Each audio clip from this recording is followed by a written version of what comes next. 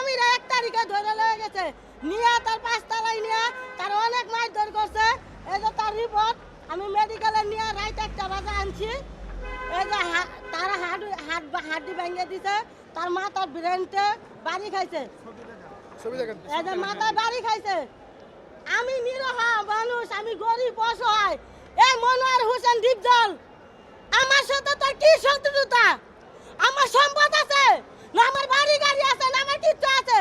তুই আমার পিছে কি কারণে লাগিয়ে আছস? আমি গরু দেখতে গেছিলাম, আমার অ্যাসিড মারছস, আমি মামলা করছি আদালতে। আদালতে যা বিচার আইব তাই আমি মাথা বাইতে নিমু। তুই সামনাসামনি না আইসা তুই প্রকাশে তোর লুকজুম দিয়া আমার মেয়েরও রব করাইলি, আমার অ্যাসিড মারলি, আমার স্বামীরও মারলি।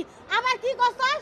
এই সিআইডি তদন্ত দিয়া আমার এই ছেলেটারে তুই নিয়ে যাইতে চাইছে।